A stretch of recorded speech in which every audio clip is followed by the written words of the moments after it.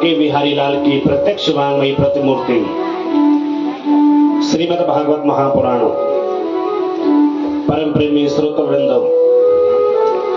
भगवत चरण अनुरागी भागवत वृंद कथा में सभी पधारे हुए श्रोत वृंद कथा के मुख्य आचार्य गण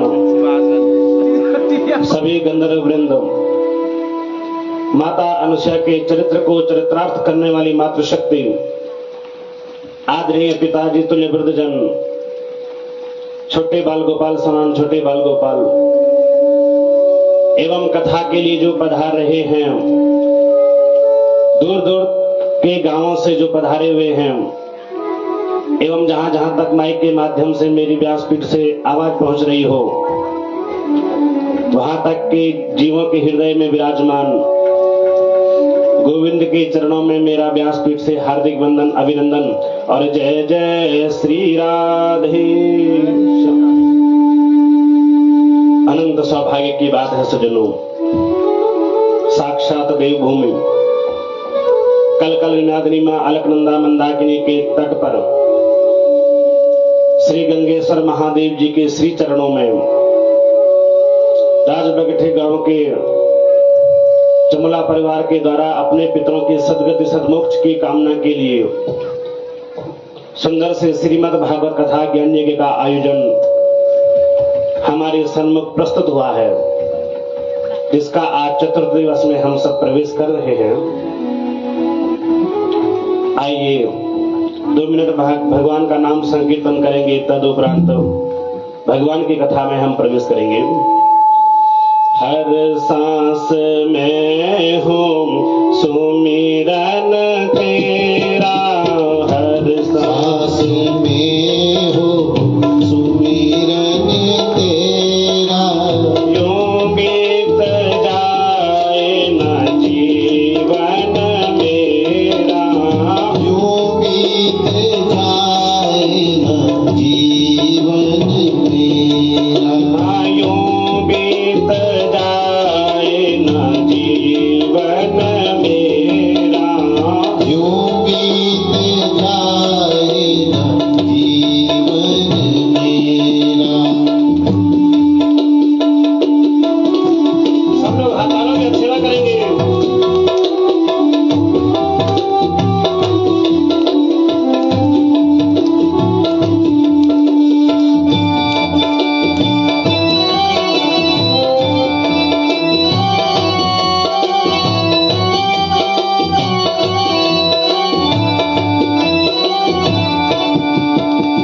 तेरी पूजा करते करते बीते सांझ सवेरा, तेरी पूजा करते करते बीते सांझ सवेरा, तेरी पूजा करते करते बीते सांझ सवेरा, तेरी पूजा करते करते बीते सांझ सवेरा, यूं बीत जाए न जीवन मेरा, यूं बीत जाए न जीवन मेरा, यूं बीत जाए न जीवन मेरा, यूं बीत जाए न जीवन मेरा।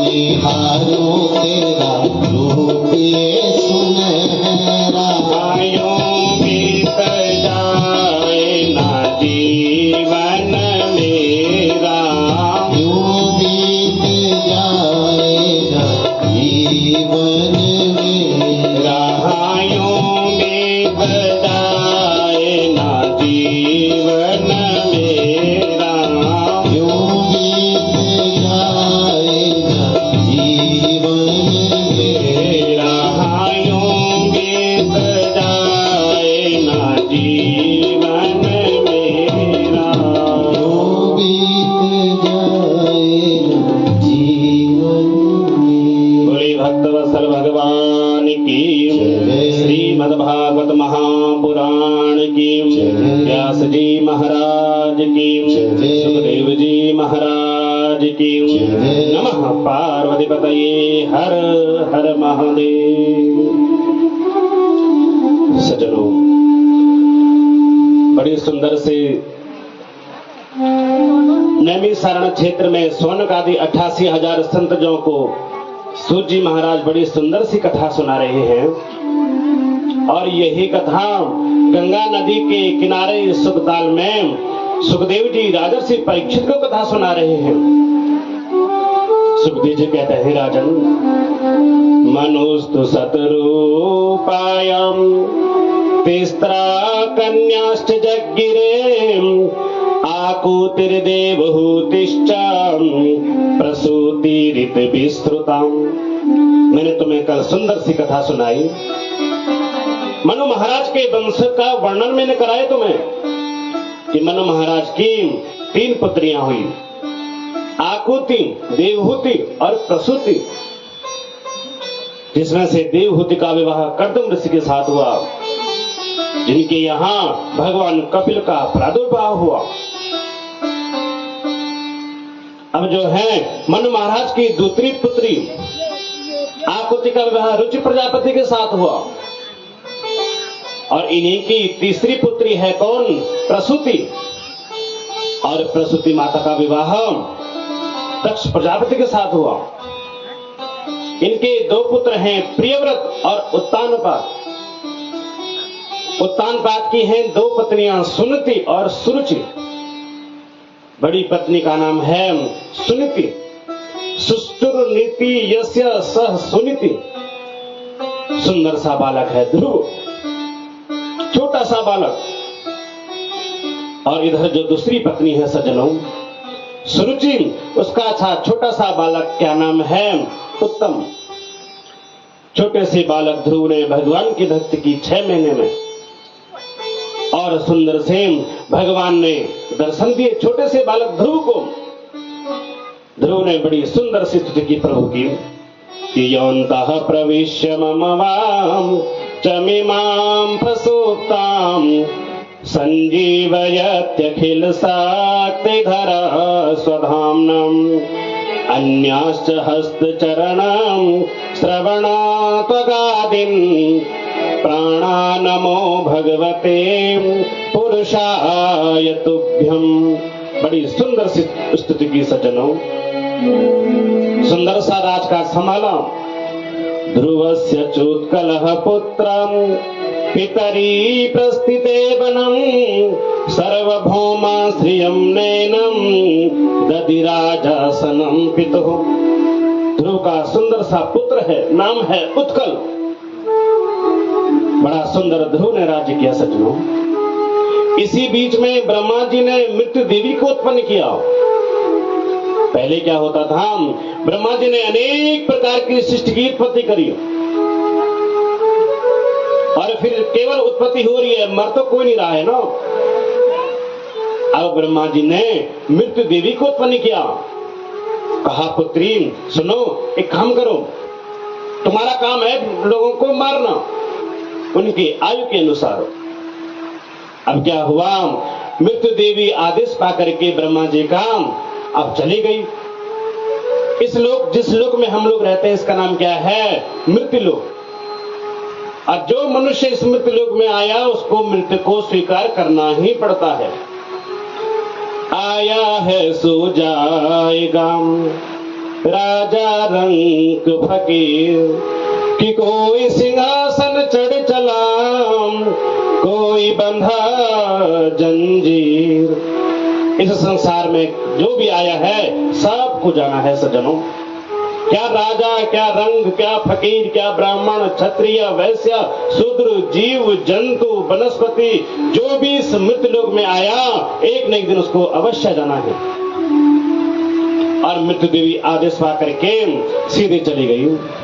अब क्या हुआ, किसी बेचारे का जवान पुत्र था, मृत्यु देवी उसको खा गई।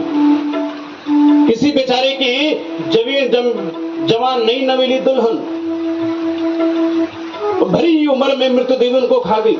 लोग रोए, हे भगवान है, अरे मृत्यु तेरा ऐसा हो, तेरा वैसा हो, हमारे पुत्रों को तूने मार दिया। मृत्यु देवी को सब लोग गाली देने लगे सज्जनों।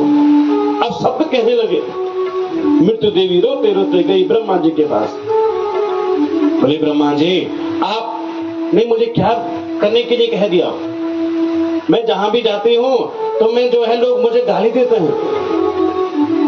तो ब्रह्मा जी ने अनेक प्रकार के जो हैं बीमारियों को उत्पन्न किया।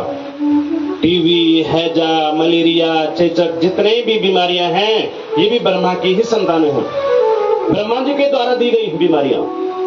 और तब से क्या होता है, कभी किसी की मृत्यु होती है तो हम बोलते हैं, हाँ जी, वो उसकी मृत्यु कैसे हुई? बोले, क्या? बोले, महाराज, रात को बहुत ज्यादा पेट दर्द हुआ, इतना पेट दर्द उसका हुआ कि वो सहन नहीं कर पाया और उसकी मृत्यु हो गई। उसको हार्ट अटैक आ गया, उसको ब्लड कैंसर था ना, इसलिए उसकी मृत्यु हो गई। वो कहीं जा रहा था और उसका रोड में एक्सीडेंट हो गया, इसलिए उसकी मृत्यु हो गई। तो माध्यम किसको बनाया? बोले, बीमारियों को। तब से जिसकी मृत्यु होती है, बीमारी से होकर के उसको गुजरना पड़ता है। और इसी बीच में क्या हुआ, ध्रुव ने 36,000 वर्षों तक राज्य किया। अंतिम में क्या हुआ, समय आया। अब 36,000 वर्ष पूर्ण हुए, जाने का समय आया। तो क्या हुआ, सामने बड़ी बड़ी काली काली देवी खड़ी हो गई। ध्रुव ने पूछा, देवी तुम कौन हो? उसने कहा, महाराज, मेरा नाम मृत्यु देवी है। जो इस संसार में आया उसको जाना ही पड़ेगा और मुझे स्वीकार करना ही पड़ेगा। तुम्हारी भी मृत्यु होगी तभी तुम यहां से जाओगे, अन्यथा ऐसे नहीं जा पाओगे। ध्रुव ने कहा, देवी जरा सिर नीचे करो। तो आज जैसे ही जो है मृत्यु देवी ने सिर नीचे किया, ध्रुव ने दायां पैर मृत्यु देवी के सर में रखा, विमान में चढ़ करके ध्रुव लोक को चले गए। और अब सज्जनों क्या हुआ, आगे इन्हीं के वंश में क्या हुआ, एक उत्कल नाम के राजा हुए और इन्हीं के वंश में आगे अंग हुए। राजा अंग ने एक बार पुत्रिष्ट यज्ञ किया सज्जनों। इसकी कोई संतान नहीं थी ना, इसलिए इसने यज्ञ किया। यज्ञ में बेन पुत्र को प्राप्त किया। आगे इन्हीं के वंश में धीरे धीरे समय व्यतीत हुआ और इन्हीं के वंश में एक अंधरदाह नाम के पुत्र हुए और इन्हीं का पुत्र हुआ प्राचीन बरही। धीरे धीरे समय व्यतीत हुआ सज्जनों। इन्हीं के वंश में हुए कौन, प्रियव्रत, जो मनु महाराज की संतानें हैं, उत्तानपाद और प्रियव्रत। प्रियव्रतो भागवतः आत्मा राम कथम मुने गृहे रमत यन्मूलहं कर्म बंध पराभवम। प्रियव्रत का बड़ा बेटा हुआ अग्निद्र और अग्निद्र का बेटा हुआ नाभि। नाभि का ही पुत्र हुआ ऋषभदेव महाराज। ऋषभदेव जी के 100 पुत्र हैं, जिसमें से सबसे बड़े पुत्र का नाम क्या है, भरत जी महाराज। और सज्जनों, भरत जी का जन्म हुआ, भरत जी का जन्म हुआ। भरत जी के सुंदर से पुत्र का नाम है सुमति। और भरत जी महाराज ने बहुत समय तक राज्य किया। अंत में सुमति को राज्य विस्तृत करके वन में चले गए। सुंदर सी नदी बहती है, गंडकी नदी। बड़ा सुंदर आश्रम बनाया सज्जनों भरत महाराज ने और आश्रम के किनारे सुंदर से वो रहने लगे। अब गंडकी नदी में सुंदर से स्नान करते, वहीं पर भजन करते, सूर्य भगवान को अर्घ देते। एक दिन की बात है, ये भरत जी महाराज वहां पे स्नान कर रहे थे, सूर्य भगवान को अर्घ दे रहे थे। इतने में क्या हुआ, तत्र तदा राजन हरिणी पिपासयाम जलाशया भूमिको भोज में भूगजाम। इतने में क्या हुआ, उसी गंडकी नदी के सामने एक गर्भवती हिरनी और उसके पीछे लगा है शेर। वो हिरनी गर्भवती थी सज्जनों, और वो गर्भवती थी, पीछे से शेर का भय। वो हिरनी क्या करती, शेर ने एक जोर से दहाड़ा, उसने जो है नदी, गंडकी नदी में कूद गया। और एक तो प्रसव की पीड़ा, ऊपर से शेर का भय, उसने तो बीच नदी में ही पुत्र को जन्म दे दिया और अपने प्राणों को त्याग दिया। मृग हिरण का बच्चा छोटा सा, भरत जी महाराज को दया आ गई, उसको अपने आश्रम में लाए, उसका खूब लालन करते, खूब पालन करते। और क्या हुआ, खूब लालन पालन किया, उसको खूब अग्नि तपाई। एक दिन की बात है, वो मृग थोड़ा थोड़ा बड़ा हुआ, अनेक हिरण के बच्चे लोग आए और वो मृग हिरण का बच्चा भी उन्हीं के साथ जो है चला गया। महाराज भरत कहीं अन्यत्र जा रखे थे, आश्रम में आए तो क्या देखते हैं, वहां तो मृग का पुत्र है ही नहीं। और हिरण का बच्चा बहुत मोह माया हो गया था ना, और उसी के वियोग में अपने प्राणों का प्राणांत कर दिया सज्जनों। इन्हीं का दूसरा जन्म हुआ मृग के ही रूप में, और मृगों के साथ वो घूमते थे, वन में विचरण करते थे। एक दिन वन में आग लगी, सारे मृग जो है जल करके भस्म हो गए, और इसी अग्नि में वो भी भस्म हो गए। इनका तीसरा जन्म हुआ अंगिरस गोत्रीय ब्राह्मण के घर में, पंडित जी के घर में इनका जन्म हुआ। तो क्या हुआ, पिताजी प्रकांड विद्वान, ये जानते तो सब हैं, लेकिन भगवान के अनन्य भक्त हैं।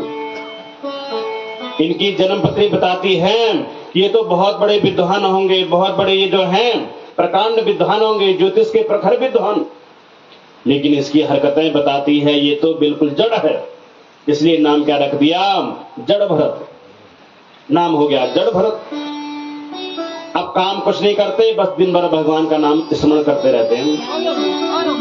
धीरे धीरे समय व्यतीत हुआ सज्जनों, अंतिम समय आया जो है पिताजी का।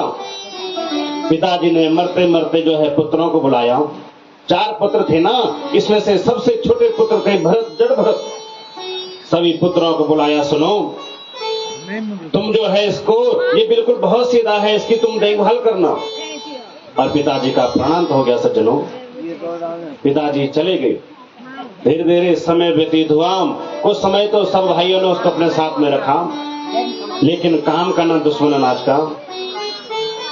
और उसको क्या कर दिया, बोले अरे भरत तुम जाओ खेतों में, जाओ खेतों में चिड़िया आती है, हमने बीज बो रखे हैं, बीज को चुन करके चिड़िया भाग जाती है। और उसको भरत जी महाराज को भेज दिया, कहा खेतों में रखवाली करने के लिए, चिड़िया को भगाने के लिए। भरत जी महाराज खेत की मेड़ पर बैठते सज्जनों, चिड़िया आती और बीज लेकर के चली जाती। भरत जी महाराज सोच रहे हैं अरे ये भी तो जो है भगवान की ही संतान है, कि राम जी की चिड़िया राम जी के खेत, राम जी की चिड़िया राम जी के खेत, राम जी की चिड़िया राम जी के खेत, राम जी की चिड़िया राम जी के खेत। खाओ खाओ चिड़िया भर भर पेट, खाओ खाओ चिड़िया भर भर पेट, खाओ खाओ चिड़िया भर भर पेट। खाओ खाओ चिड़िया भर भर पेट। भरत जी महाराज सोच रहे हैं सज्जनों, अरे ये भी तो राम जी की तो चिड़िया है, अरे चिड़िया खाओ कोई बात नहीं। तुलसी पंछिन के पिए घट्यो न सरिता नीर, दान दिए धन ना घटे कह गए दास कबीर। कह रहे हैं तुलसी पंछिन के पिए सरियो न घटियो सरिता नीर। अरे सरोवर है उसमें से हमने जल निकाला, 1 लोटा जल निकाला तो सरोवर का जल कम हो गया क्या? इतने सारे बीज बो दिए, एक बीज अगर चिड़िया लेके चली गई तो क्या बीज में अनाज नहीं उगेगा? ये भी तो परमात्मा नारायण की संतानें हैं, राम जी की तो चिड़िया हैं ये। और भाइयों ने देखा रे इसने तो सारे जो है चिड़ियों ने बीज खा लिया, धक्के मार के घर से बाहर भगा दिया, जाओ तुम किसी काम के दुश्मन ना अनाज का काम करना काज करो, भगा दिया। भरत जी महाराज कहां जाना है कोई पता नहीं है, क्या करना है कोई पता नहीं है। इतने में क्या हुआ, कुछ लोग जा रहे थे देवी की पूजा करने के लिए और उनको नर बलि के लिए नर का मनुष्य चाहिए था कोई, और वो ढूंढने चले गए सज्जनों। उन्हें कोई और मिला नहीं, जड़ भरत जी मिल गए। भरत जी को उठा करके ले आए, देवी के सामने खड्ग पर जो है टीका चंदन लगाया गया और जैसे ही बलि के लिए शस्त्र उठा गया उसी समय सजनों सहसो चाट सैव देवी भद्रकाली माता प्रकट हो गई। बोले काली मैया की सजनों भद्रकाली प्रकट हो गई। कहने लगे अरे मूर्खो, तुम अपने स्वार्थ के लिए नर बलि देने लगे। अरे मैंने कभी बोला कि मुझे नर बलि चाहिए? और इसी प्रकार अपने खड्ग से सबका जो है नाश कर दिया। जड़ भरत जी ने बहुत सुंदर सी स्तुति की। पृथिव्यां पुत्रास्ते जननी बहवं सन्ति सरलं परं तेषां मध्ये विरलतरलोऽहं तव सुतं मदीयोऽयं त्यागं समुचितमिदं नो तव शिविं कुपुत्रो जायेतं क्वचिदपि कुमाता न भवति। बड़ी सुंदर सी स्तुति सज्जनों। अब इधर आ रहे हैं जड़ भरत जी महाराज, कहां जाना है कोई पता नहीं, क्या करना है कुछ पता नहीं। और इसी समय क्या हुआ, सिंधु सौवीर देश का राजा रहुगण कपिल मुनि के दर्शन करने के लिए जा रहा था। 4 कहार लगे हैं कपिल मुनि के आश्रम में जाने के लिए। राजा रहुगण को ढोने के लिए सुंदर सा पालकी सजी हुई है और 4 कहार लगे हैं सज्जनों। जो आगे लगा था कहार, उसके कुछ पेट में दर्द हो गया, अस्वस्थ हो गया। उसने कहा महाराज मैं थोड़ा अस्वस्थ हूं, पालकी चलाने में सामर्थ्य मेरी नहीं है। तो राजा ने बड़े गुमान भर में कहा सज्जनों, एक स्वर में कहा अरे पूरी सृष्टि मेरी सेवा के समान है और तुम्हें जो कोई भी मिलेगा तुम उसको जोत लेना। उन लोगों को कोई और मिला नहीं, कौन मिल गए? जड़ भरत जी महाराज। और जड़ भरत जी महाराज से कहा सुनो तुम जरा पालकी ढो लो, मेरे इस जो है कहार है ना इसकी तबीयत थोड़ा बिगड़ गई है। अब जड़ भरत महाराज सुंदर से रहुगण की पालकी को ढो रहे हैं। अब उनका नियम ये था मेरी ओर से किसी भी प्रकार के जीव को कोई कष्ट ना हो, कोई हानि ना हो। अब वो नीचे भूमि में देख करके चलते हैं, कोई चींटी तो नहीं है, कोई मकोड़ी तो नहीं है। और जहां पे कोई चींटी दिखे उछल करके और आगे चल जाते, फिर चींटी दिखी उछल करके और आगे पैर आगे कर देते। जैसे आगे किया पालकी ऐसे उठी और सीधे सिर जो है रहुगण का पालकी पर लगा। अरे मूर्खो, तुम ढंग से नहीं चल सकते, पालकी भी तुमसे ढंग से नहीं चल सकती।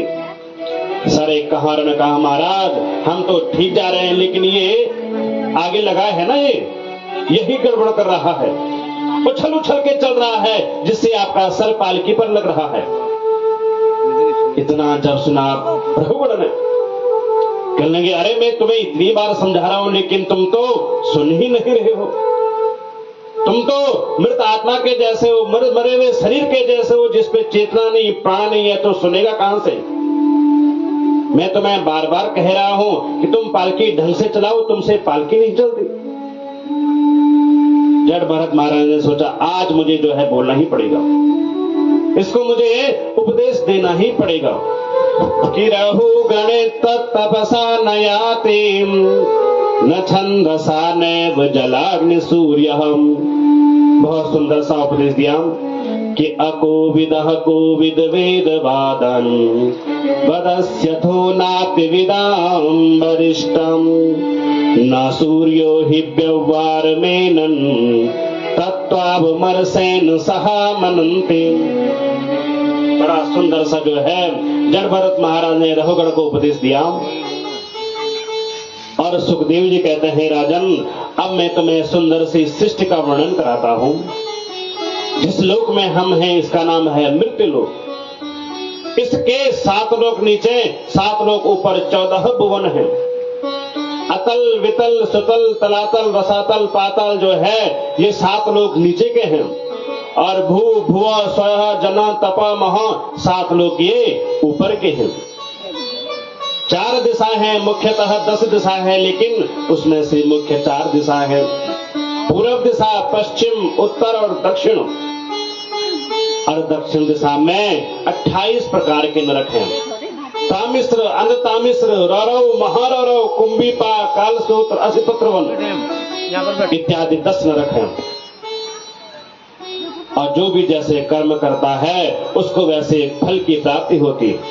कि कर्म प्रधान विश्व रचि राखा जो जस करहि सो तस फल चाखा। कर्म की गति बड़ी बलवान है। जो जैसे कर्म करता है उसकी वैसी संगति होती है। दोष भी आते हैं संग से, गुण भी आते हैं संग से सज्जनों। एक बार की बात है, कोई राजा था और उस राजा बड़ी सुंदर सी उसकी प्रजा। एक दिन की बात है, राजा ने विचार किया जरा मैं नगर में भ्रमण करूं। सुंदर सा रथ सजाया, सब सैनिक लोग आए। राजा जो है रथ पर विराजमान हुआ, सब लोग चलने लगे नगर की ओर भ्रमण करने के लिए। और आगे जाकर के क्या हुआ, कहीं पर एक सुंदर सा मंदिर था और मंदिर के बाहर मुख्य द्वार पर एक सुंदर सा तोता। और सज्जनों, जैसे ही वो तोते ने राजा को आते हुए देखा, बड़ा सुंदर सा स्वागत किया। अरे राजन आइए, अरे हमारे देश का राजा आया, अरे इनको भोजन कराओ, इनको प्रसाद कराओ। अरे महाराज आप हमारे मंदिर में आओ, बड़ा सुंदर सा मंदिर में कीर्तन हो रहा है, भजन हो रहा है, कथा हो रही है, भगवान के दर्शन करो, प्रसाद ग्रहण करो, आपका स्वागत है। राजा ने कहा अरे कितना सुंदर सा तोता है। बहुत अच्छा लगा राजा को। और राजा सज्जनों सीधे मंदिर में चला गया, भगवान के दर्शन किए, संतों के चरणों में वंदन किया और प्रसाद ग्रहण करके राजा वहां से बाहर आ गया। बड़ा प्रसन्न हुआ राजा। अब थोड़ा और आगे गए तो क्या देखते हैं, डाकुओं की नगरी। और उन्हीं डाकुओं की नगरी के बाहर एक गेट पर ऐसा ही सेम तोता वहां भी बैठा हुआ है। और वो तोता बड़ा सुंदर, वहां पर शकल से तो बड़ा सुंदर दिख रहा है, लेकिन जैसे उसने राजा को आते हुए देखा, कहने लगा अरे अरे आओ, हमारे देश का राजा आया, इसको लूटो, इसको काटो, इसको मारो, इसके पास स्वर्ण का मुकुट है, सोने की अंगूठी है, सोने की जंजीर है, इसको मारो, इसको कूटो, इसको जो है डाका डालो। जैसे इस राजा ने सुना, अरे ये तोता ये ऐसे मेरे बारे में सोच रहा है, डाकों से ऐसा बोल रहा है। एक तोता तो वो था, कितना सुंदर तोता था, कितनी उसकी वाणी अच्छी थी। और एक यही तोता जिसकी कैसी हमारे प्रति कैसे भाव है इसके। तुरंत अपने सैनिकों को आदेश किया, सुनो तुम जा करके तलवार से उस तोते को मार दो। जैसे ही सैनिक का आदेश मिला, सैनिक ने तुरंत तलवार उठाई, उस तोते को मारने दौड़ा। सज्जनों इतने में जो मंदिर वाला तोता था हाथ जोड़ करके कहने लगा, प्रभु हे महाराज इस तोते को मत मारो, इसको मत मारो, इसका कोई दोष नहीं है। जैसे ये सब सुना राजा ने कहा सुनो, तुमने सुना उसने मुझे कितनी बुरे शब्द बोले, कितनी मुझे उसने दुर्व्यवहार मेरे साथ किया, मेरे बारे में क्या उसने सोचा, और तुम कह रहे इसको मत मारो, क्यों इसको न मारो? बोले महाराज ये मेरा ही भाई है, हम दोनों भाई हैं, अहम मुनीनां वचनं शृणोमि शृणोति चास्यं यवनं च वाक्यं न तस्य दोषो न च मे गुणोऽहं संसर्गजा दोष गुणा भवन्ति। हे महाराज, अहम मुनीनां वचनं शृणोमि, मैं यहाँ रहता हूँ, आश्रम में रहता हूँ, संत महात्माओं के मैं वचनों को सुनता हूँ, कथाओं को सुनता हूँ, उनके वचनामृत को मैं श्रवण करता हूँ, इसलिए मेरी बुद्धि वैसी बन गई है। हमारे आश्रम में जो भी आता है भोजन प्रसाद ग्रहण करता है, अच्छे अच्छे प्रवचन वो सुनता है, इसलिए मेरी बुद्धि भी ऐसी हो गई। और ये सदैव डाकुओं की नगरी में रहता है, तो डाकू लोग हमेशा ये सोचते हैं आज किसको मारा जाए, किसको काटा जाए, किसको लूटा जाए, क्या किया जाए, इसलिए इसकी वैसी बुद्धि हो गई है। न तस्य दोषो न च मे गुणोऽहम्। हे महाराज, इसमें न तो उसका कोई दोष है न मेरा कोई गुण है। संसर्गजा दोष गुणा भवन्ति, संगति का दोष है, इसलिए गुण भी आते हैं संगत से और दोष भी आते हैं संगत से। मनुष्य, प्रत्येक मनुष्य को चाहिए अच्छे लोगों का संग करे, दुष्ट लोगों से, दुराचार, जो पापाचार, अत्याचार, जो वैसे लोग होते हैं उनसे दूर रहे। सुखदेव जी कहते हैं, राजन, जो जैसे कर्म करता है उसको वैसे फल की प्राप्ति होती है। शुभ कर्म करते हैं तो स्वर्ग की प्राप्ति होती है, वैकुंठ की प्राप्ति होती है, और जो अशुभ कर्म करते हैं, पाप कर्म करते हैं, दुराचार, परायण, अनेक प्रकार के कुकृत्य जो करते हैं वो नरक की प्राप्ति उनको होती है। और हे राजन, हमारी पृथ्वी से दक्षिण दिशा की तरफ 99,000 योजन की दूरी में 28 प्रकार के नरक हैं। जो अशुभ कर्म करता है वो इन्हीं नरकों में जाता है।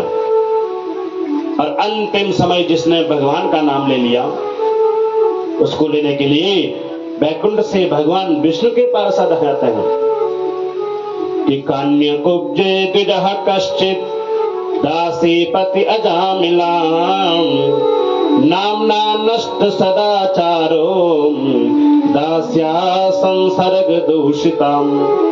कान्य कुब्ज गोत्र में कन्नौज में एक राजा हुए। उनके यहाँ सुंदर से एक ब्राह्मण थे, उनका नाम क्या है? अजामिल। अजामिल नाम का ब्राह्मण बड़ा विद्वान, बड़ा तेजस्वी, यशस्वी ब्राह्मण। एक दासी को उसने देखा, उस पर मोहित हो गया। दास्या संसर्ग दूषिता, दासी के संसर्ग से वो दूषित हो गया। इतनी सुंदर वो दासी, जो भी दासी कहती वो वही काम करता। धीरे धीरे धीरे ब्राह्मण देवता का भजन छोटा, कीर्तन छोटा, संध्या छोटी, सब छूट गया। अब तो वो चोरी करता, डाका डालता, अत्याचार करता। एक दिन संत लोग आ गए सज्जनों, संतों ने आशीर्वाद दिया, अरे अजामिल, तुमने बहुत जो है अत्याचार कर दिया। तुम ब्राह्मण पुत्र होकर के भी तुमने अपने ब्रह्मत्व को नष्ट कर दिया। तुम एक काम करना, जब तुम्हारी जो है संतान होगी ना, उसका नाम तुम नारायण रखना। और संत लोग चले गए।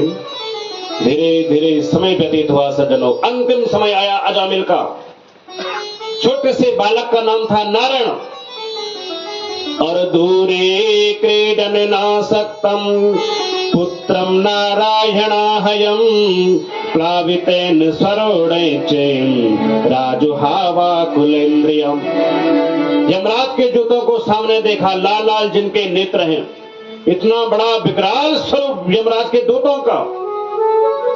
बड़ा रोया, गिड़गिड़ाया, और जो है डर के मारे दूर से जो है पुत्र नारायण खेल रहा था और अपने पुत्र नारायण को बुलाना चाहा, लेकिन अंतिम समय में परमात्मा नारायण का नाम उसने स्मरण किया।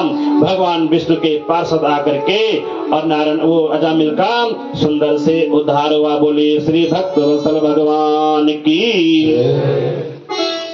सुखदेव जी कहते हैं, राजन, इसी प्रकार से एक बार इंद्र भगवान जो है अपने आसन पर विराजमान थे।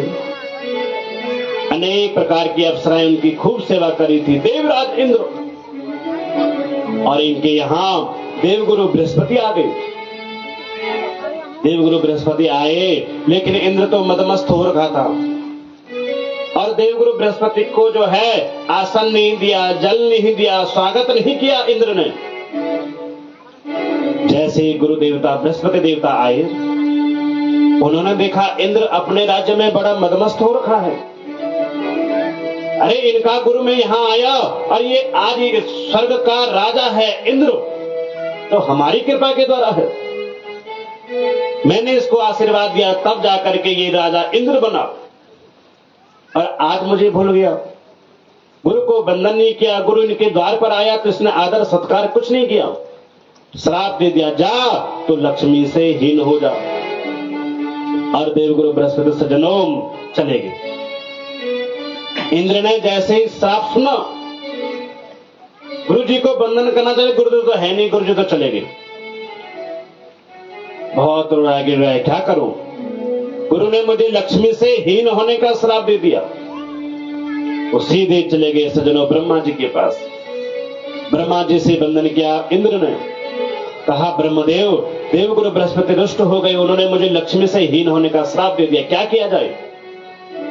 उन्होंने कहा देखो तुमसे बहुत बड़ी गलती हुई है। अरे देवगुरु बृहस्पति तुम्हारे यहां आए थे, गुरु तुम्हारे यहां आए थे, ब्राह्मण देवता आए थे, और तुमने उनका कोई आदर सत्कार नहीं किया, ये तो तुमने बहुत गलत किया। अरे तुम आज इस पद प्रतिष्ठा पे हो तो गुरु के कारण ही तो हो। गु माने प्रकाश और जो है रू माने अंधकार, प्रकाश से जो है अंधकार से प्रकाश की ओर ले जाता है, वही तो गुरु है। और तुमने देखो आज बहुत गलत किया, ये तुमने अच्छा नहीं किया।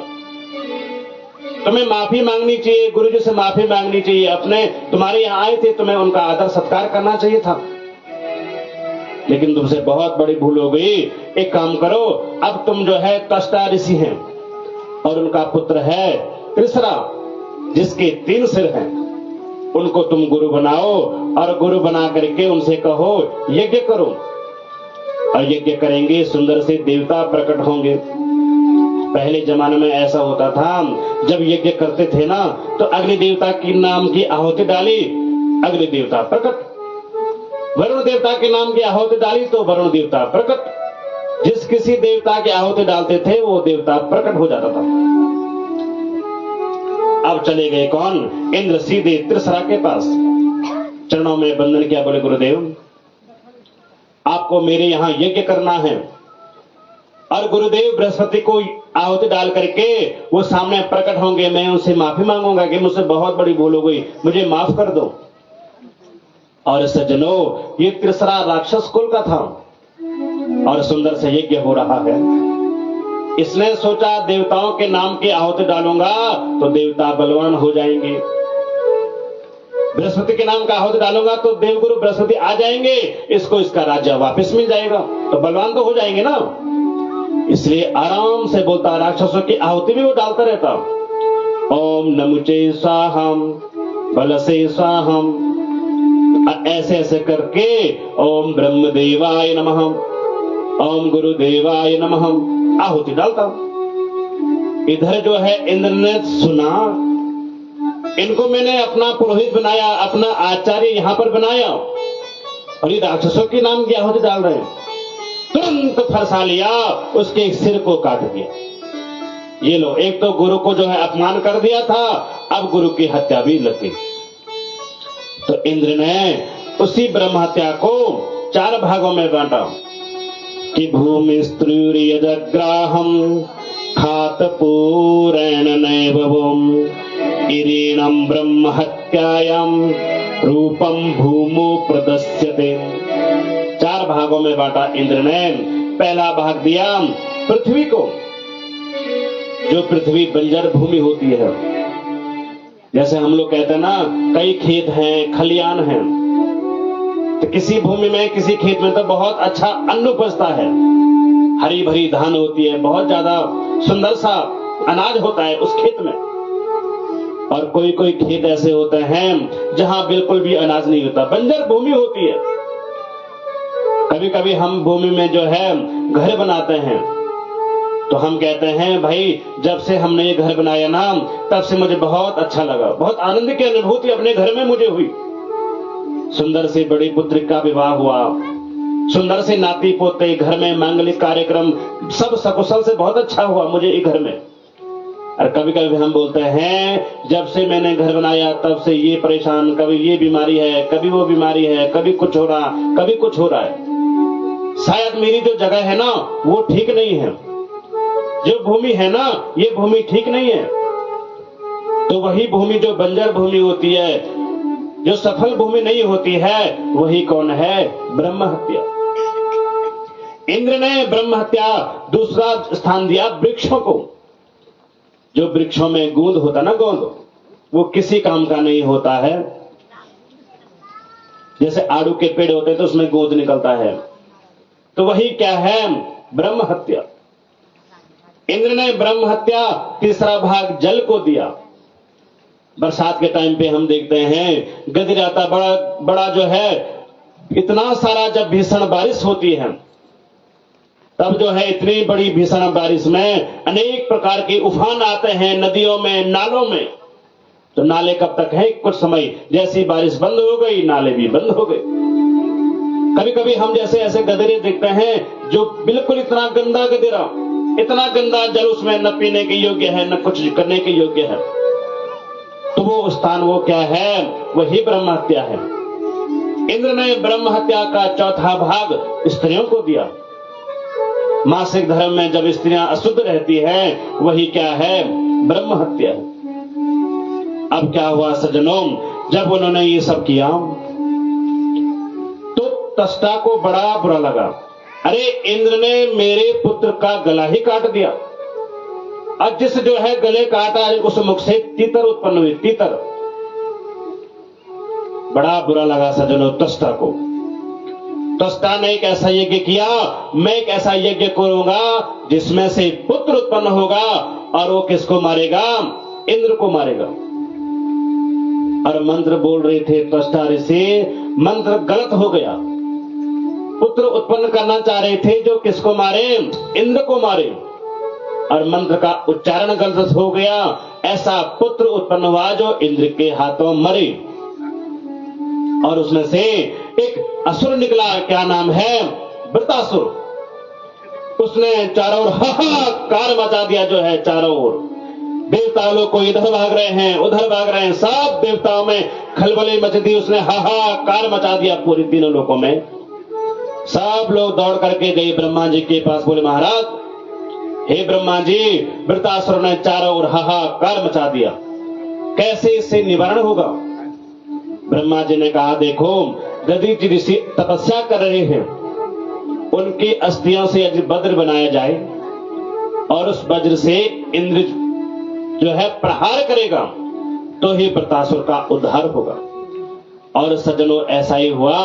दधीच महाराज जी से बंधन किया गया, अस्थियों का वज्र बनाया गया, और उसी वज्र से इंद्र ने एक कैसा प्रहार किया, वृत्रासुर का भी उद्धार हो गया। बोले भक्त वत्सल भगवान की। सज्जनों इसके बाद सुंदर से जो है, अब जो है भगवान ने सुंदर सा नरसिंह अवतार लिया, और जो है हिरण्यकश्यप का भी उद्धार किया। बोले भक्त वत्सल भगवान की।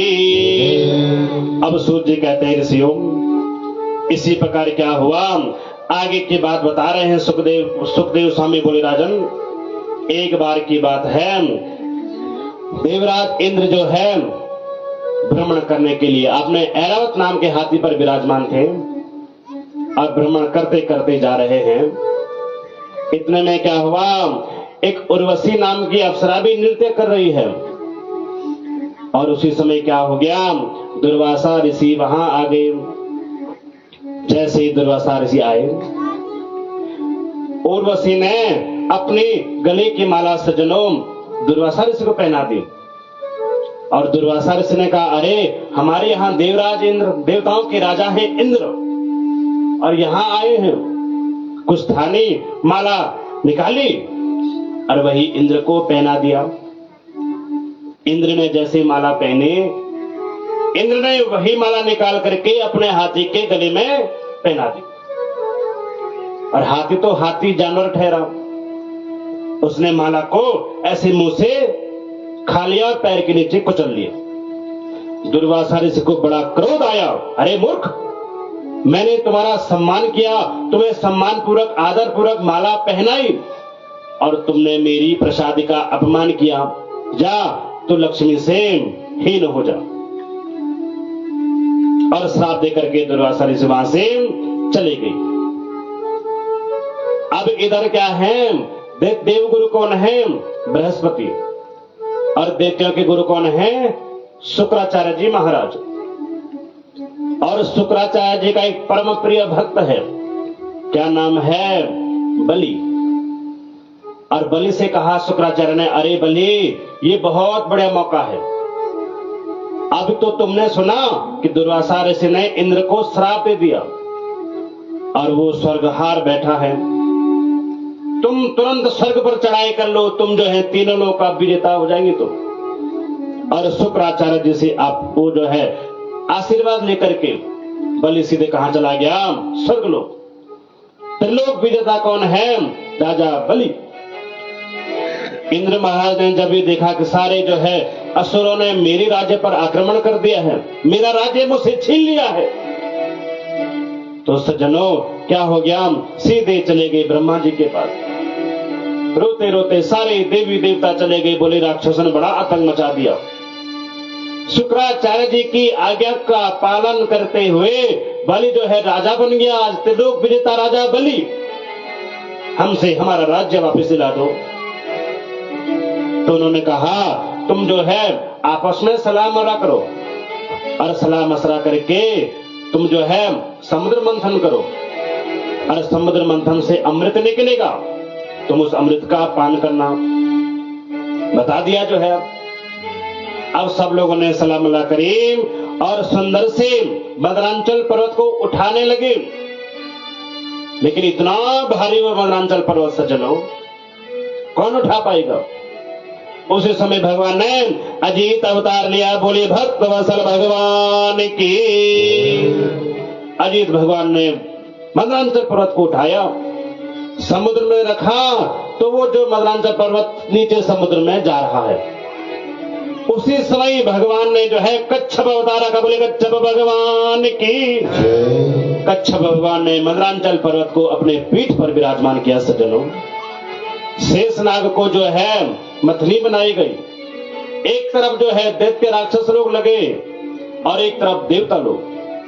और सुंदर से क्या हो रहा है? समुद्र मंथन हो रहा है। और समुद्र मंथन से 14 रत्न निकले।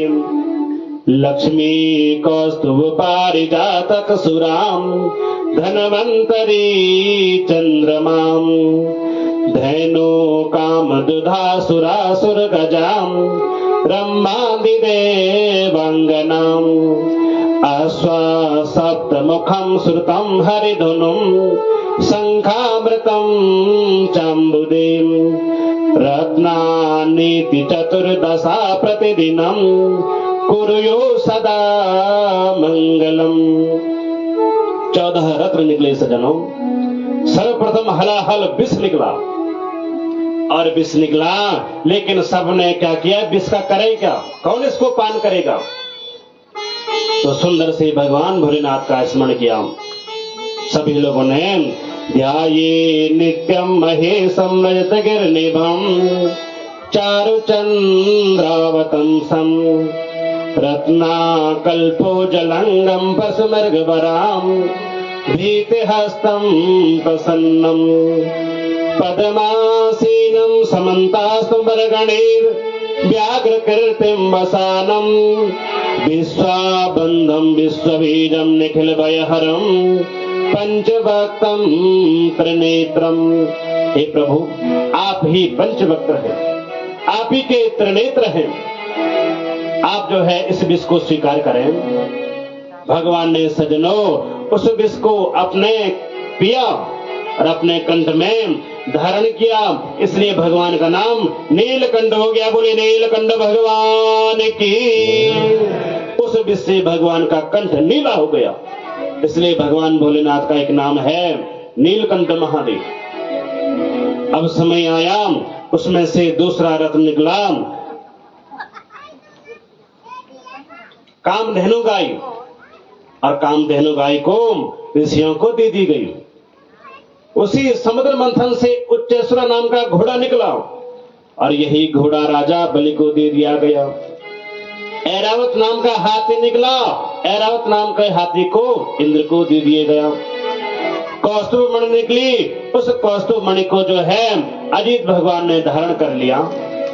कल्प वृक्ष निकला उसी समुद्र मंथन से, और उसको जो है स्वर्ग के देवी देवताओं ने अपने पास रख लिया स्वर्ग में।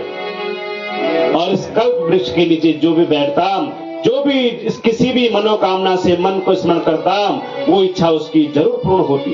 कल्प वृक्ष लक्ष्मी माता निकले, इनका जो है वर्ण परमात्मा नारायण ने क्या बोले, लक्ष्मी नारायण भगवान की। और सज्जनों अब क्या हुआ, धन्वंतरी माता अमृत कलश लेकर के आई, और अमृत कलश लेकर के सारे देवी देवताओं में जो है सब में अफरा तफरी मच गई। उसी समय भगवान ने मोहिनी अवतार लिया, और अमृत कलश लेकर के सारे देवी देवता, सारे असुर गंधर्व किन्नर जितने भी सब थे, सब जो है मोहिनी माता ने कहा सुनो तुम दो लाइन लगाओ, एक तरफ देवताओं की एक तरफ दैत्यों की। और देवताओं की लाइन लग गई, दैत्यों की लाइन भी अलग से लग गई। और क्या हुआ, अब जो है मोहिनी माता अमृत पिलाने लगी सबको। उसी देवताओं की लाइन में एक दैत्य था, नाम क्या है, स्वरभानु। और वो स्वरभानु नाम का दैत्य जो है उसने अपना देव रूप बना लिया, और देवताओं की लाइन में सूर्य और चंद्रमा के बीच में वो भी खड़ा हो गया। अब जो है सबको अमृत पिला रही है। इसी बीच में क्या हुआ, चंद्रमा और सूर्य भगवान ने समझ लिया ये तो दैत्य है, और देवरूप बन करके हमारी लाइन के बीच में ये खड़ा हो रखा है, और जोर से चिल्लाए अरे ये तो दैत्य है। उसी प्रकार इसी बीच में भगवान जो है नारायण ने अपने चक्र से उस जो है स्वरभानु नाम के दैत्य के दो टुकड़े कर दिए। वही ऊपर का भाग जो है राहु और नीचे के भाग केतु बना। तब से उसकी गणना जो है ग्रहों में की जाती है सज्जनों, छाया ग्रह राहु और केतु। इसलिए जब जो है ग्रहण लगता है, ग्रहण जब सूर्य ग्रहण लगता है, चंद्र ग्रहण लगता है, तो उसी समय जितनी देर का ग्रहण लगता है तब से जो है सूर्य और चंद्रमा के साथ जो है राहु केतु का बैर है, उतनी देर तक वो बैर करते हैं, उनका तब से दुश्मनी है। उनकी ग्रहों की गणना जो है ग्रहों में की गई है। और इसी प्रकार से अनेक रत्न निकले उसमें सज्जनों। अब क्या हुआ, बड़ा भीषण युद्ध हुआ, देवासुर संग्राम, बड़ा भीषण युद्ध हुआ सज्जनों। उसमें देवता लोग विजय श्री को प्राप्त हुए, सारे जो है दैत्य मारे गए। लेकिन शुक्राचार्य जी ने संजीवनी बुट्टी के द्वारा सारे दैत्यों को दोबारा से जीवित कर दिया। अब सज्जनों इंद्र चला गया माता अदिति के पास, अपनी माता अदिति। प्रणाम किया, बोले माता जी आज तुम्हारे पुत्र सारे जो हैं कष्ट में हैं, तुम्हारे पुत्रों को जो है तुम्हारा राज्य छीन लिया है, हमारा राज्य हमें कैसे वापस मिलेगा। बड़े कष्ट की हमें अनुभूति हो रही है। माता अदिति को बड़ी दया आई सज्जनों। अदिति माता सीधे कश्यप ऋषि के पास गई, कहा स्वामी मेरे पुत्र दर दर भटक रहे हैं, दिति के पुत्रों ने मेरे पुत्रों का राज्य जो है हड़प लिया है, कोई उपाय कीजिए ना। तो कश्यप ऋषि ने देवी अदिति को बड़ा सुंदर सा व्रत बताया। बोले देवी फाल्गुनस्यामले पक्षे द्वादशाहं पयोव्रतम् अर्चये दरविंदाक्षम भक्त्या परममास्थितम्। हे देवी सुनो, मैं तुम्हें एक सुंदर सा व्रत बताता हूँ। क्या नाम है? पयोव्रत। फाल्गुन के महीने की शुक्ल पक्ष की प्रतिपदा से द्वादशी तक तुम जो है इस व्रत को करना, और तुम्हें सुंदर सी पुत्र की प्राप्ति होगी।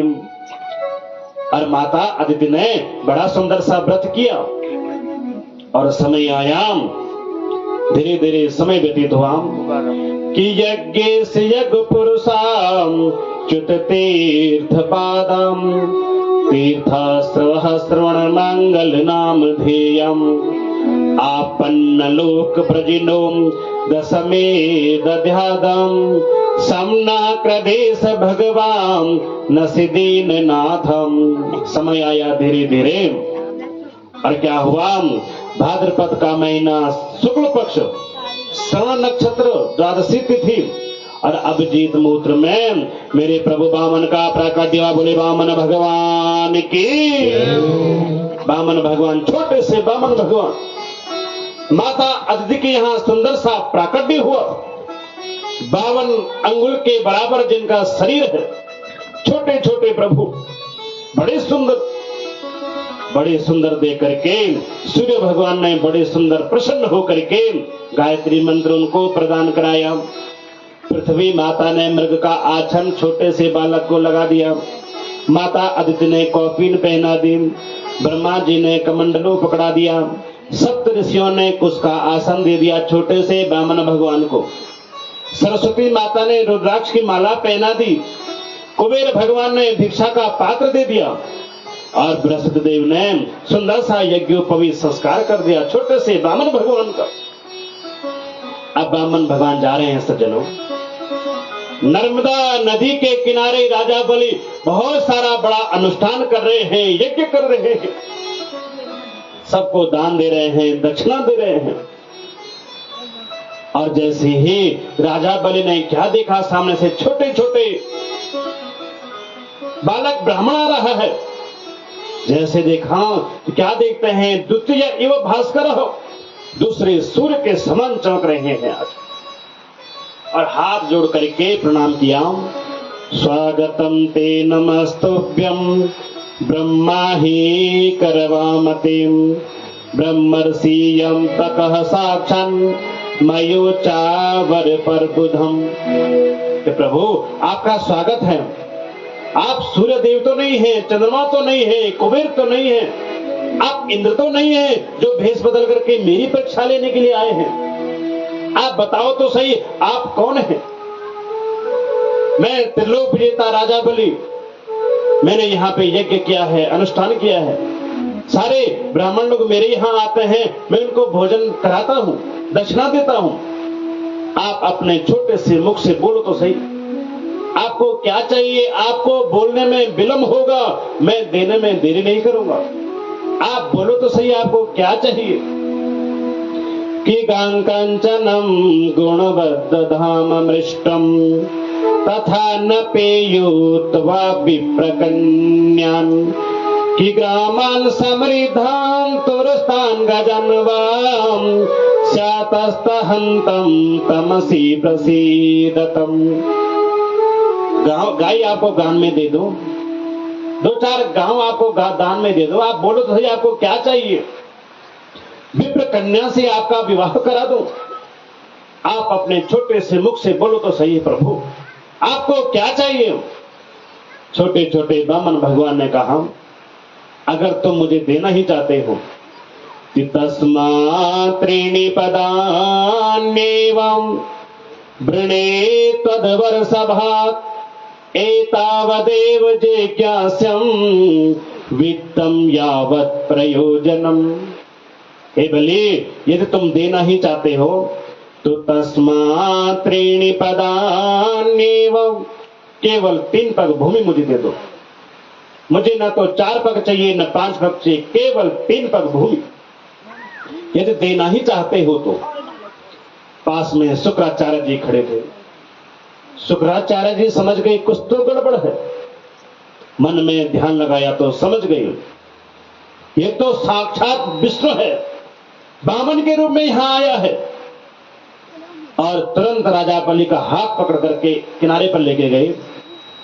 बोले, अरे राजन, ये न 52 है न 53 है, ए सभी रोचने साक्षात भगवान विष्णुरव्ययम् कश्यपादितो जातो देवानां कार्य साधकम। ए सभी रोचने साक्षात भगवान विष्णु रव्यय, ये न 52 है न 53 है, ये तो साक्षात विष्णु है। कश्यपादितो जातो देवा नाम कार्य साधक हो, ये कश्यप आदित्य का पुत्र है, देवताओं के कार्य को सिद्ध करने के लिए वामन का रूप धारण करके यहां आए हैं। तुम 3 पग भूमि ले लेंगे ये तुमसे, और तुम्हारा सारा राज्य नाप लेंगे। तुम बिल्कुल सड़क पर आ जाओगे, भिखारी बन जाओगे। बिल्कुल मना कर दो कि मैंने कोई दान लेने की बात नहीं करी, अभी तो संकल्प भी नहीं हुआ, अभी तुमने दान दिया भी नहीं, मना कर दो तुरंत, तुम खतरे में आ जाओगे, रोड पर आ जाओगे। जैसे ये सब सुना बलि ने, बोले गुरुजी मना कर दो। नहीं नहीं, मुझसे ये सब नहीं होगा। अरे मेरे द्वार पर छोटा सा ब्राह्मण पुत्र आया है और वो खाली हाथ चला गया, नहीं नहीं मुझसे ऐसा नहीं होगा। उन्होंने अपने मुख से 3 पग भूमि मांगी है तो मुझे देना ही पड़ेगा, आप मुझे मना मत करो। और मैं झूठ बोलूं कि मैंने कोई लेने देने की बात नहीं करी, ये तो पाप लगेगा ना। तो शुक्राचार्य जी ने कहा सुनो, बोले भले 8 जगह ऐसी होती है जहां झूठ बोलने से झूठ का नाम माप नहीं रहता है, वो झूठ झूठ नहीं कहलाता है। बोले कौन से? बोले स्त्रीसु नरम विवाहे च प्रत्यर्थे प्राण संकटे गौभ्रमणार्थे हिंसायाम नान्यतम सा जुगुप्सितम। स्त्रीसु, स्त्रियों से यदि एक बार झूठ बोल सकते हैं तो उसकी कोई झूठ नहीं कहलाता है। पुरुषों को चाहिए यदि कोई गुप्त बात है, अब आप चाहते हैं कि ये बात इतनी गुप्त है कि किसी दूसरे को पता नहीं चलनी चाहिए, और आपने अपनी पत्नी को बता दिया, तो जो है पत्नी को बताएंगे, पत्नी दूसरे को बताएंगी, वो दूसरे को बताएंगे। तो स्त्रियों से एक बार की बात है, कोई राज्य में एक राजा रहता था और उनकी नगर में एक व्यक्ति भी रहता था। किसान था वो। अब किसान जो है खेती बाड़ी करता था बहुत सुंदर।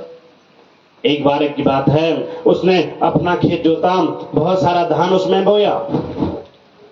अब जो है उसने धान बोया, उसमें हल लगाया, चारों ओर 4 दीवारी कर दी और वो घर चला गया। अब 2-3 महीने बाद आया, देखो तो सही हमारे खेत में बीज उगे कि नहीं उगे, धान उगा कि नहीं उगा। अब वो आया, धान तो उगे हुए थे लेकिन आधा जो है किसी जानवर ने खा लिया था।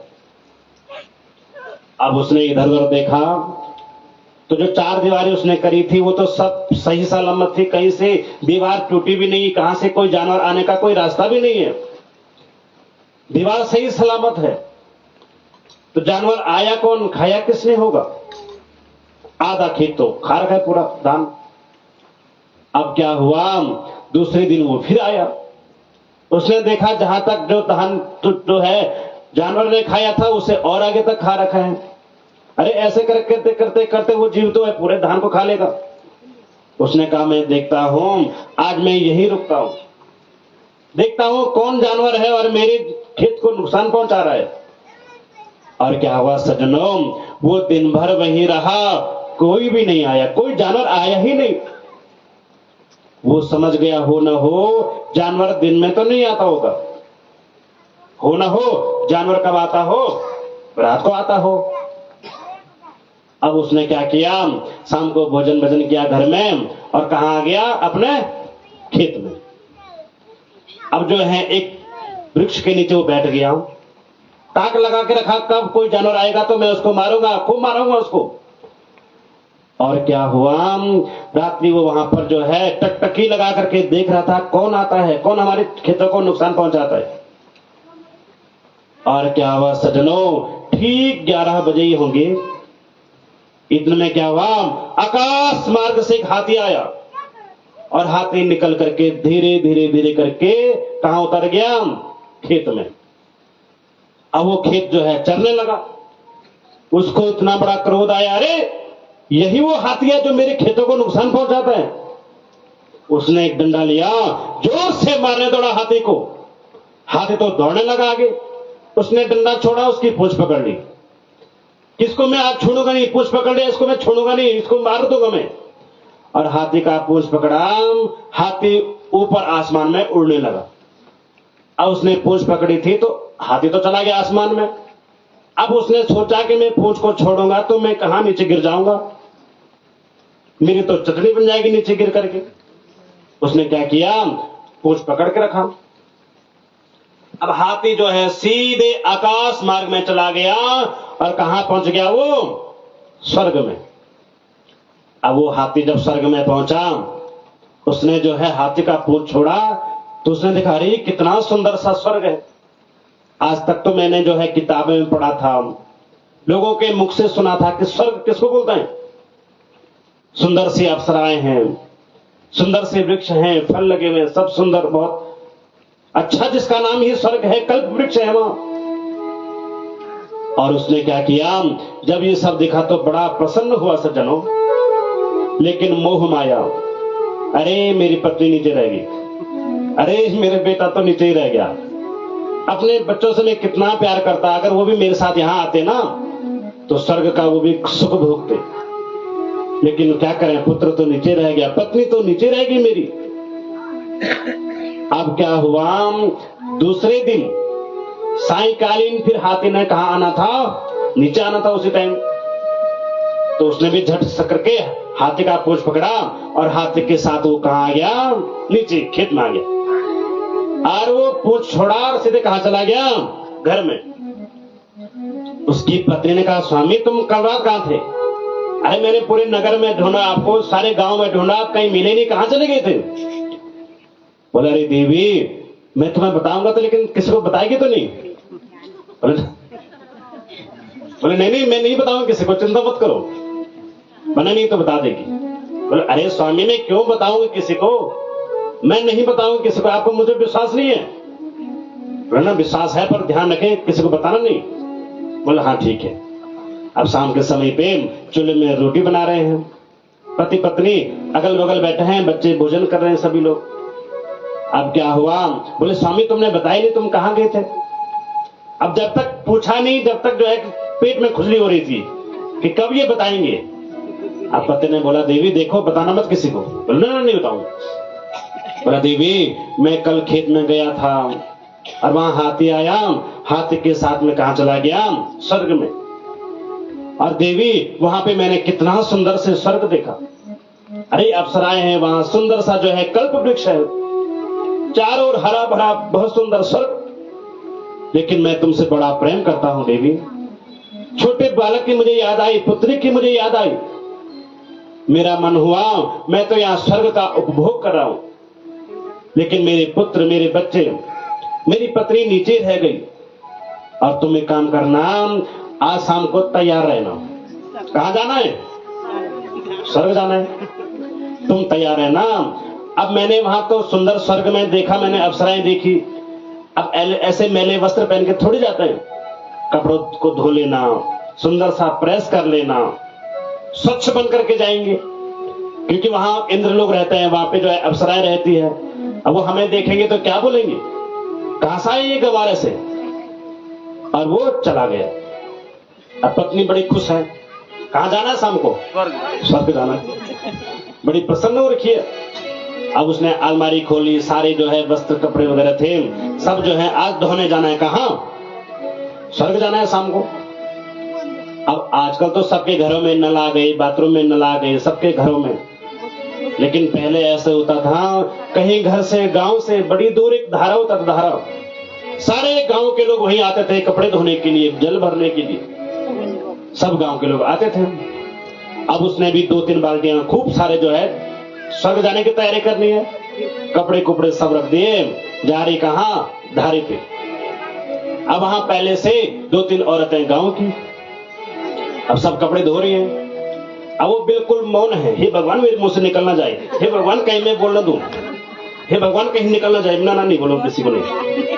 अब वो बेचारी कपड़े धो रही है, अब चुपचाप बैठी हुई है, अब कपड़े धो रही है तो मुंह चुप है।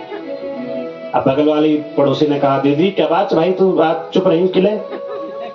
बोला ना कोई बात नहीं। अरे फिर वही बात, अरे बोल तो सही क्या बात है? बोला ना अरे कोई बात नहीं। अरे फिर वही बात, मैं तेरी खास पड़ोसन हूँ, तुम्हारी बहन हूँ। हम रोज जंगल जाते हैं, खेतों में जाते हैं, एक साथ जाते हैं। तुम्हारा त्योरे में खास द घोड़ चो बोन दगड़ा जाना, सब दगड़ा जाना, घर दगड़ाना, खेत हम सब दगड़ा जाना। अब तो जो बात छुपड़ी यही बात ठीक नहीं है। मैं तो सब अपनी विदागत तेरे पास बोलती हूँ और तू विदागत लाने नहीं के रहे। अरे चिंता मत कर, मैं किसी को नहीं बोलूंगी। और उसे बोलो दीदी देख ले भाई, तो बोले ना क्यों ना, बोलो ना, नहीं बोलूंगी।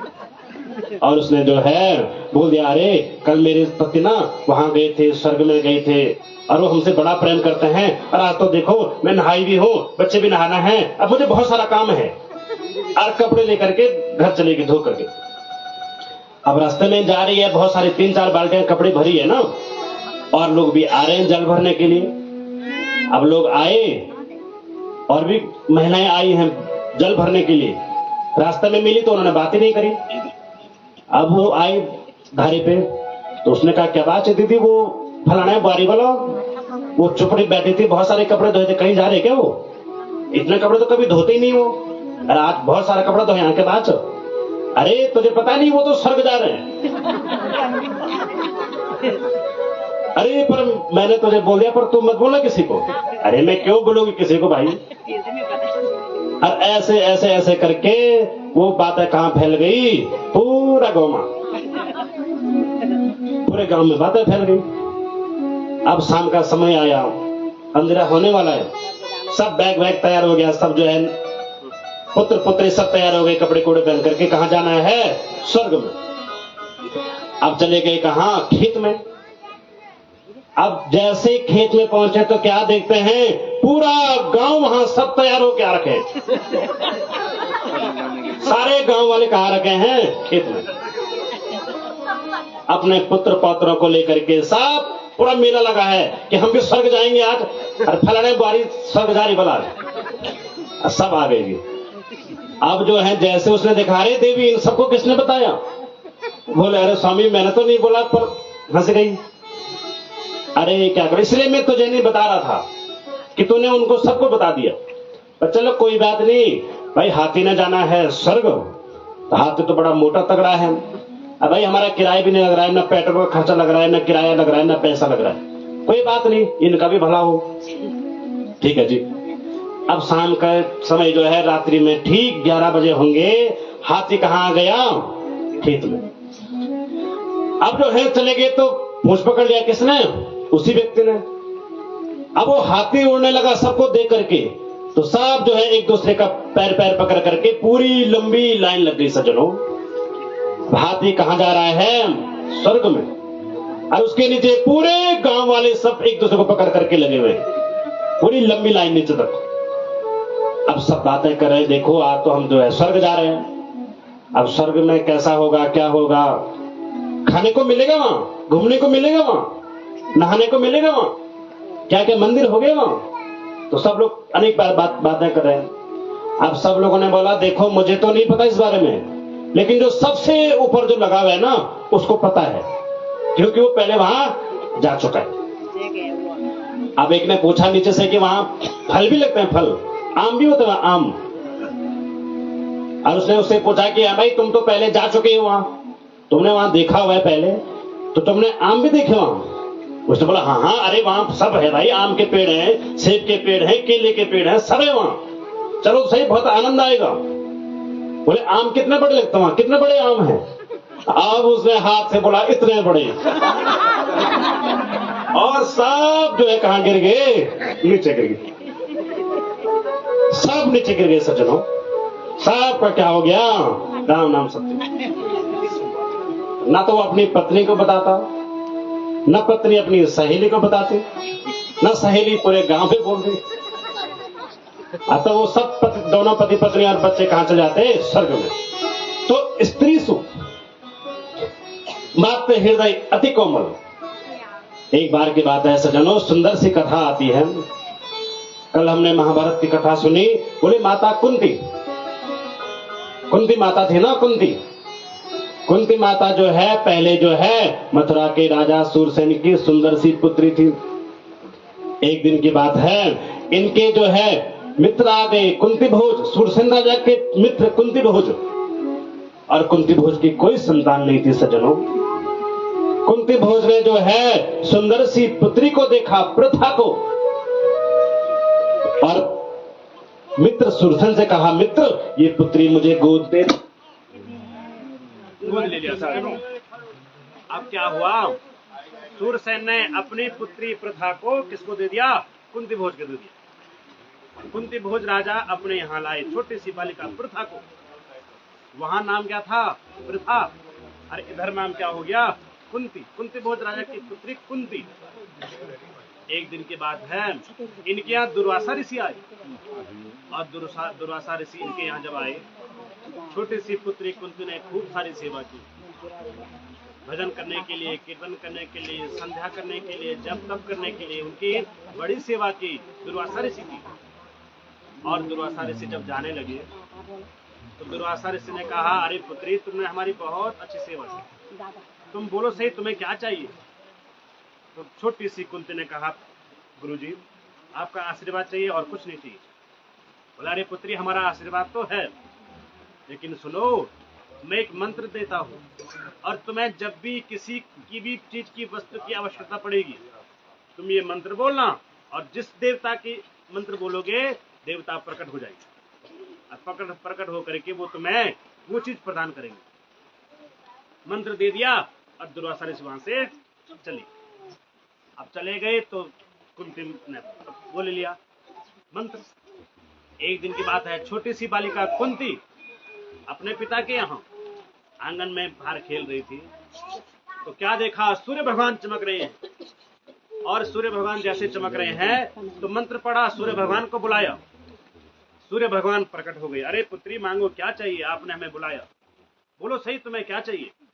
छोटी सी बालिका कुंती ने कहा, प्रभु आप यहाँ आए हैं, आपका स्वागत है, अपना आशीर्वाद मुझे प्रदान करें, बाकी मुझे और कुछ नहीं चाहिए।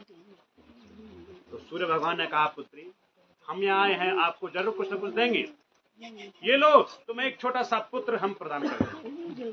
और छोटा सा बालक जो है सूर्य भगवान ने कवच कुंडल के साथ छोटे भगवान किसको दे दिए, कुंती को, छोटा सा पुत्र।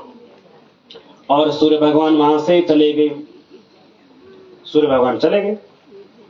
अब क्या हुआ, जब सूर्य भगवान चले गए तो कुंती ने देखा, अरे छोटा सा पुत्र, मैं तो अभी छोटी बालिका हूं, लोग मुझे क्या कहेंगे, मेरा तो शादी नहीं, विवाह नहीं, मेरा तो कुछ नहीं है, लोग कहेंगे पुत्र कहां से लाई। तो उस कुंती ने छोटे से पुत्र को लता पताओं में बांध करके टोकरी में यमुना नदी में प्रवाहित कर दिया, छोटे से बालक को। और आगे जाकर के जब यमुना नदी में वो बालक बह रहा है छोटी सी पोटली में, आगे एक अधिरथ नाम का वीर था सज्जनों, उसने जैसे ही मछुआरा, अधिरथ नाम का जो वीर मछुआरा था, उसने देखा सामने से पोटली बहती हुई आ रही है, उसने उसको पकड़ा, उसमें छोटा सा बालक, उसकी कोई संतान नहीं थी सज्जनों। उस अधिरथ नाम के वीर ने उस बालक का पालन पोषण किया, पत्नी का नाम था राधा, इसका नाम हो गया राधे। वही कौन है, कुंती पुत्र, सबसे बड़ा पुत्र कौन है, कर्ण। अब एक दिन की समय की बात है सज्जनों, इधर जब जो है माता कुंती के 5 पांडव हुए, युधिष्ठिर, भीम, अर्जुन, नकुल, सहदेव। अब जब जो है पांडव लोग विजय श्री को प्राप्त हुए, पांडवों की विजय हुई, श्राद्ध पक्ष का समय आया, श्राद्ध तर्पण के लिए देने लगे। अब युधिष्ठिर महाराज सबसे बड़े भाई तर्पण कर रहे हैं, श्राद्ध कर रहे हैं। माता कुंती एक एक करके नाम गिना रही, बेटा अपने दादाजी को तर्पण दो, अपने पिताजी को तर्पण दो, अपने ताऊजी को तर्पण दो, सबका नाम गिना रही है, तर्पण दे रहे हैं युधिष्ठिर महाराज। तो ऐसे ऐसे करते करते माता कुंती ने कहा, बेटा एक तर्पण जो है कर्ण के नाम का भी दे दो। इतने में जो है युधिष्ठिर महाराज ने पूछ लिया, माता कर्ण के नाम का तर्पण मैं कैसे दे सकता हूं, वो तो सूत पुत्र था, वो हमारे कुल का नहीं, गोत्र का नहीं, बिरादरी का नहीं, जात का नहीं, मैं कैसे उसके लिए तर्पण दे सकता हूं। कुंती माता ने कहा, बेटा तो ये क्या बोल रहा है, अरे वो तेरा खास बड़ा भाई है, सबसे बड़ा पुत्र है मेरा, तुम्हारा सबसे बड़ा ज्येष्ठ भ्राता है वो, बोली माता जी तुम क्या बोल रही हो? तो माता कुंती ने सारी कथा सुनाई। जब सारी कथा सुनाई, युधिष्ठिर महाराज के आंखों में आंसू आ गए सज्जनों। युधिष्ठिर महाराज बड़े रोए, गिड़गिड़ाए, माता ये तुमने बहुत बड़ा अन्याय किया। अरे मैं जब युद्ध के लिए जाता, कर्ण के पैरों को मैं देखता तो मुझे कहीं न कहीं लगता था कि कर्ण के पैरों के चिन्ह जो है मेरी मां कुंती के चरणों से मेल खाते हैं। मुझे लगता तो था कुछ, लेकिन हे माता आपने हमें जो है ये बात कभी नहीं बताई। अगर आप ये बात हमें पहले बता देते, आज मेरा सबसे बड़ा भाई जो है जीवित रहता। आज से मैं समस्त माता जाति को ये श्राप देता हूं कि आज से कोई भी माता अपने दिल में ज्यादा देर तक बात कोई छुपा नहीं सकेगी। वही युधिष्ठिर महाराज का श्राप है सज्जनों। सुखदेव जी कहते हैं राजन, स्त्रियों से यदि एक बार की बात कोई छुपानी है, कोई गुप्त बात है जो बाहर न पता चले सके, तो पत्नियों से छुपा सकते हैं। झूठ झूठ नहीं कहलाता। विवाह है तो किसी का विवाह हो रहा है, कभी कोई पूछ ले कि देखो तुम्हारे गांव में ना हमारे पुत्र की जन्मपत्री जुड़ी है, कुंडली जुड़ी है, वो कन्या कैसी है जरा बताओ तो। अब भले ही हम उसको जानते हैं नहीं जानते हैं, वो अच्छी नहीं है वो कन्या, वो बालक अच्छा नहीं है सपोज, लेकिन तब भी हमें ये कहना चाहिए नहीं नहीं वो बालिका अच्छी है, बहुत सुंदर है, लेकिन फिर भी आप अपने हिसाब से देख लो, पर हमारी तरफ से कोई ना नहीं है, बहुत अच्छी है, सुशील कन्या है। तो ऐसा करना चाहिए विवाह के समय। वृत्यर्थे प्राण संकट में, किसी के प्राण संकट में है सज्जनों, तो उस समय भी जो है झूठ झूठ नहीं कहलाता है। इसलिए हे बलि तुम तुरंत जाकर के बोलो कि मैंने कोई लेने देने की बात नहीं करी, मना कर दो। नहीं माना सज्जनों राजा बलि, और इधर जो है संकल्प कर दिया। वामन भगवान ने कहा सुनो तुम्हारी बात पूर्ण हो गई हो तो मुझे जो है मैं जाने के लिए तैयार हूं। मैंने जो वचन मांगा है आप मुझे जो है दान दे रहे हो कि नहीं दे रहे हो, फिर मैं जा रहा हूं। राजा बलि ने कहा हे ब्राह्मण देवता आप तनिक ठहरे। तुरंत जल लिया, संकल्प किया। वामन भगवान ने कहा बलि बोलो वामन रूपाय ब्रह्मणाय त्रिपदवीं भूमिं तुभ्यम अहम संप्रददे। संकल्प करो। राजा बलि ने संकल्प किया सज्जनों। कथा आती है जो लोटा था लोटे के छिद्र में शुक्राचार्य जी छुप गई। राजा बलि ने छोटी सी सीख निकाली और उस लोटे में घुसेड़ दिया तो शुक्राचार्य जी की एक आंख जो है फूट गई। संकल्प पूर्ण हुआ और संकल्प पूर्ण होते ही वामन भगवान ने कहा अब तुमने मुझे संकल्प कर दिया, ब्राह्मण को संकल्प कर दिया, अब ब्राह्मण के पैर को जो है प्रणाम करो दंडवत। राजा बलि ने ब्राह्मण देवता के चरणों में वंदन किया। इतने में सज्जनों भगवान ने चतुर्भुज रूप धारण कर लिया। बोले भक्त वत्सल भगवान की। और भगवान ने एक पग में ऊपर के 7 लोगों को नाप लिया। भू भुआ सह जना तपा महम, और 7 लोग नीचे के नाप लिए। चारों भुजाओं से जो है चारों दिशाओं को नाप लिया। तीसरा पग रखने के लिए जगह नहीं मिले तो बोले अरे बलि अब बताओ तीसरा पैर में कहां रखूं। राजा बलि ने कहा प्रभु अभी तक आपने मेरी संपत्ति नापी है, तीनों लोगों को आपने नापा है, दान का स्वामी तो अभी जीवित है ना, आप मुझे भी नाप लो, अपना सेवक बना लो। और भगवान ने उसको जो है उसको भी नापा, उसके सिर में पैर रखा। स्वतः लोक का राजा जो है किसको बना दिया? राजा बलि को बना दिया। बोले भक्त वत्सल भगवान की। सुखदेव जी कहते हैं राजन अब मैं तुम्हें सुंदर से एक छोटा सा भजन तदुपरांत कथा में प्रवेश करेंगे। बोलिए भक्त वत्सल भगवान की। तेरे द्वार खड़ा भगवान भगत भर दे, तेरे द्वार खड़ा भगवान भगत भर दे, भगत भर दे। तेरा होगा बड़ा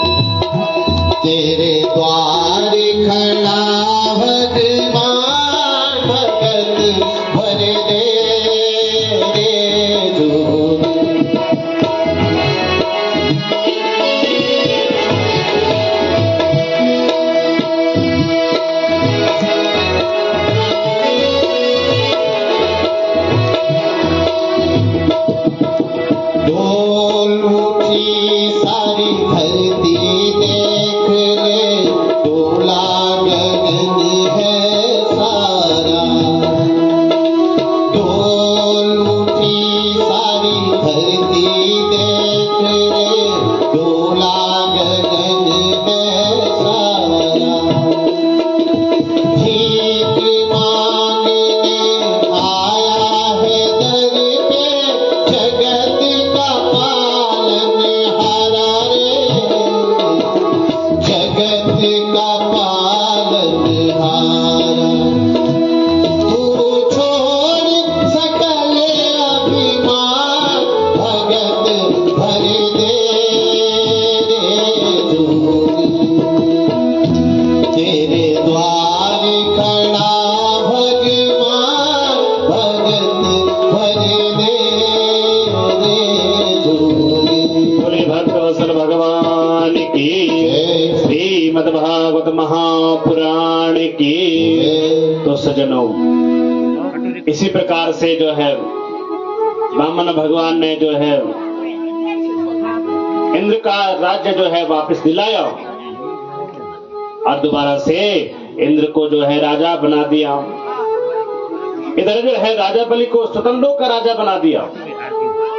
सुखदेव जी कहते हैं राजन, अब से सूर्य वंशावली का वर्णन